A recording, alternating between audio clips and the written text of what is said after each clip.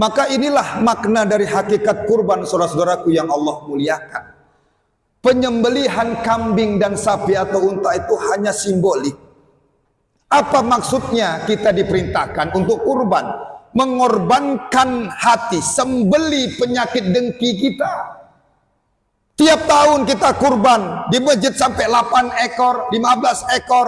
Tiap tahun kita berkurban sapi, tiap tahun kita berkurban kambing, tapi semakin rakus sifat kita, semakin tamak penyakit kita, semakin dengki yang kita simpankan. Untuk apa kurban yang kita laksanakan tiap tahun itu, saudaraku yang Allah muliakan? Pantas saja saudara-saudara, bapak, ibu, saudaraku yang Allah muliakan, kita hari ini sholat kita terus rajin, tapi sulit untuk kusuk, untuk menikmati ibadah kita. Boleh jujur dan tanya hati kita masing-masing, Pak. Berapa tahun kita melaksanakan sholat 5 waktu itu? Dan sholat yang mana kita merasakan nikmatnya sholat kepada Allah Subhanahu wa Ta'ala? Kenapa? Penyakit kita simpan, kita piara, Pak. Kita masih rajin wudhu johir, tapi lupa mewudhui hati kita.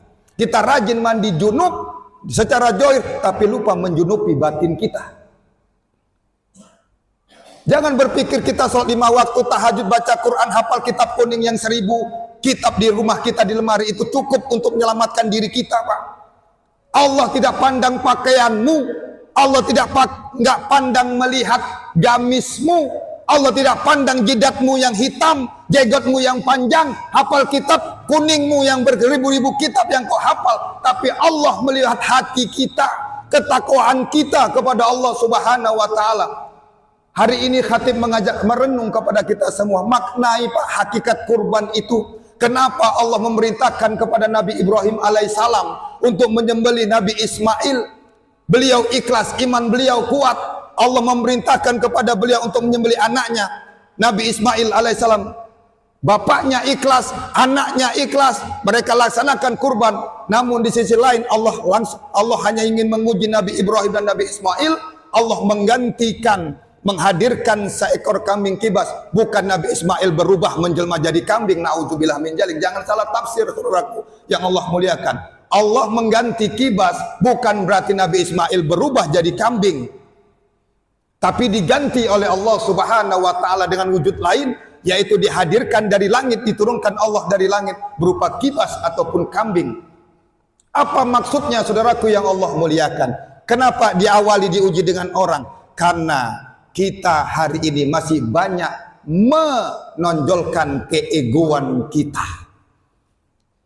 Penyakit yang paling besar itu adalah ego, saudaraku yang Allah muliakan. Merasa aku yang sholat, merasa aku yang bangun masjid, merasa aku, kalau bukan aku nggak maju itu masjid, kalau bukan aku nggak terlaksana itu kurban. Pak, hati-hati, setan aku. Kurban ini hakikatnya menghilangkan keegoan, menghilangkan orang. Jangan merasa diri yang kita yang kuat. Bukankah setiap hari kita berzikirkan la haula wala quwata illa billah? Bukankah itu yang kita zikirkan tiap hari, tiap malam, tiap saat, bahkan 1000 kali tiap malam kita amalkan? Tiada yang nggak ada kemampuan, tidak ada kekuatan kecuali hanya kekuatan Allah. Itu yang kita zikirkan, tapi hati kita masih merasa kuat. Itu yang kita zikirkan, tapi diri kita masih merasa mampu.